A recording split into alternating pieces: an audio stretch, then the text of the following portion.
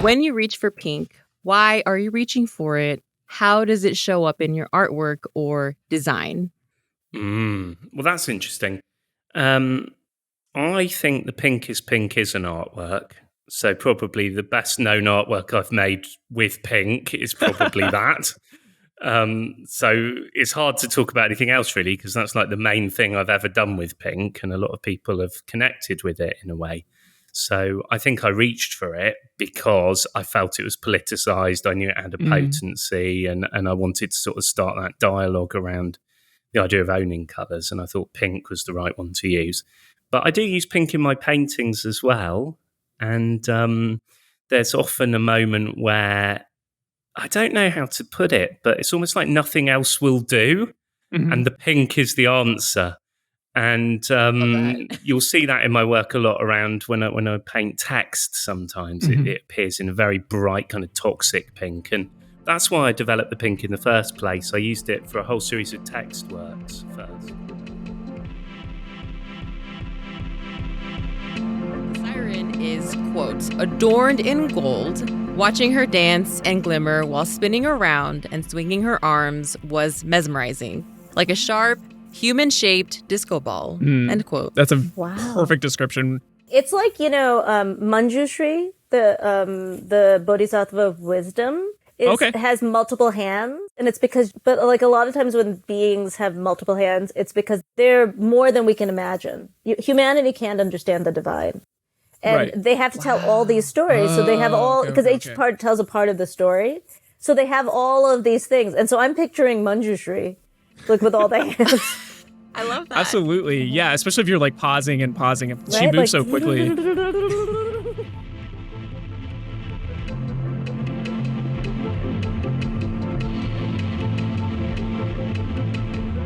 It's very fun to see complementary colors weaponized in such a way. These colors are supposed to be friends. Like you must bury the hatchet. You must come together. I think that they should be forced. I don't know if we offer rulings on this show. Oh, please do. Yeah. Okay. I think that they should be forced to incorporate one of each other's colors. I think there should be a color swap. Ooh. Mm-hmm. Ooh. Maybe just like paint one. They need to paint their mailboxes the other colors, or they have to switch some siding. That would be great. Oh my gosh. Yeah. Or maybe you, Floxy, need to just put a grimace on your roof. And then I guess your neighbor could put like a big bird on their roof. And I think they just need to be up there, and they just kind of need to be like staring each other down. Yeah, that's the Sesame Street. Yeah. What about the other neighbors? Was cast out. The housing co-op that controls Sesame Street cast Grimace out. The board did not like him. He was rejected. There's a picture of this house in the doc y'all sent me, and like I think maybe just because it's like slightly small and I'm not like looking at it every day of my life, I kind of like it. I don't mind it. I really don't. I'm looking at it. I don't mind it. It's the sort of, I mean, like the door is purple and it's pretty purple. Grimace is absolutely the right shade. I do think that like if I saw this house while I was driving, I would probably crash into a tree. I'd be so distracted by it. And I understand like having to live across from this, it might get annoying, but like I love it. I say go further. I think you got to get those shingles out of there and make those, put a nice like dark midnight purple shingle in. Plum Go further. Yeah. Get some of those trees from Game of Thrones with like the purple leaves. Yeah. Oh, my friend over here, this neighbor needs some jacarandas is what they need. They need those purple flowering trees. Oh, yeah. Yeah, I think that they didn't go far enough is my verdict here, is they needed to go more purple. I think that he chose the wrong purple. I would have gone for the midnight, sparkly, iridescent purple of his dump truck. Like that should be the color of the house. Metallic midnight grape? Absolutely. What do y'all think of when you think of metallic midnight grape? I think of cars. I think of cars. I think of nail polish. Paint, like those, what I'm talking about, those flamboyant cars. I think of a music video for a song that doesn't exist, where a person like wakes up in the night and there's like a bowl of fruit in the middle of a table, and there's a single bunch of metallic grapes in there that have this like iridescent light, and they eat one, and then they all of a sudden go into like Mercury Metal World, and that's where like the rest of the music video takes place. Oh, that would be good.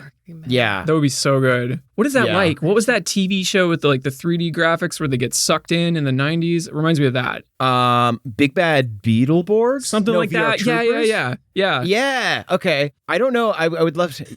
I don't know enough about music to know what band is doing this music video, but it is definitely the most early 2000s ass music video. The graphics are not good. The CGI has to be low quality, of a very low quality. Yeah, it's maybe it's Eiffel 65's follow-up song, Feelin' Purple or something like that, where they just try and go through the full spectrum. They're just trying to get revive that energy. It's just not there. Yeah. I don't know. It could be bigger though. Anyway, I get this is all to say that I want to eat that grape. I want to eat the forbidden grapes on this table. Forbidden metallic grapes. That's awesome. This is. Thank you so much for sharing this story, Floxy. I'm loving looking at this house. I hate how much I love looking at this house that you despise. We'll try to figure out the coordinates so you can go visit it. Oh, that'd be great. Yeah, I would love to crash my car near your neighbor's house. Yeah, park a tent out there. Just be like, I'm a fan. I gotta be here. I guess because we did brainstorm a lot of other purple things they could add in here. So I guess feel grateful that they haven't done the roof. The gutters are white, thankfully. There are no jacarandas. They haven't ripped up the grass and put in purple turf. They could do that. I'm distracted because I'm pretty sure you said that. Did you say you're grateful instead of grateful? I was thinking the same thing. Amazing grapes. How sweet it sounds.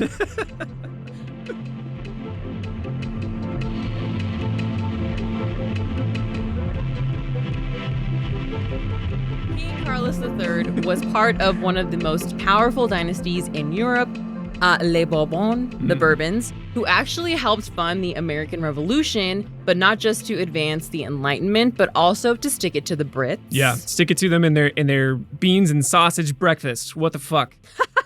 Beans and wieners for breakfast? I don't think so. I always thought you were going to say beans and wiener breakfast breath. That too. And tea for breakfast? What the fuck? I like the scones situation, though. Scones are fine. Scones is okay. Scones is okay. Yeah. Okay. All right. So basically, King Carlos III got promoted from being the King of Naples originally, yes, southern Italy, to the King of Spain. Okay, so you know how corporate companies will shift managers around from branch to branch because someone gets promoted, they quit or they get fired, that kind of thing, basically. So like the previous Spanish king, actually, he died in his 30s due to various ailments attributed to royal inbreeding. Okay. Yeah. Like the process. Yes. Yes. Okay. He was a product of inbreeding, or he was producing inbreeding? He was a product of inbreeding. Okay. Yes. So anyway, kingdom to kingdom, bourbon to bourbon, brand. Yeah. Same. So back to King Carlos III being enlightened. He hired those who were down for enlightened change across the board, right? So agricultural, economic, industrial. Okay. This meant taking away power from RC² and its Spanish Inquisition, which only made his reign stronger. So he was taking the power away because he did not believe in it, but he also wanted the sort of strength of the RC². Right. Okay. All right. So good old toxic persecution is now only the weapon of the monarchies. Gotcha. Right? So he also transferred his entire Italian entourage, right? Because he came from Naples. From Naples. So he brought on over his chief minister. He brought over opera singers, pizza chefs, probably, and probably some dukes. Yeah, his little homies, Palermos. The off-brand of the little homies. No. The Italian off-brand of little homies, the Palermos. God. Yeah. Oh my God, yes, basically. Yeah. I remember those. Easy to travel with. Yeah. Oh my God. Oh, that's true. Oh my gosh, yes, definitely. They trade in the long shorts and high socks for, a little apron, an Italian apron. Yeah. And a pizza. What are those things that get the pizzas out of the oven? I don't know. I don't know. They're pizza size. Some gold jewelry, some pinky rings. Yeah. Okay.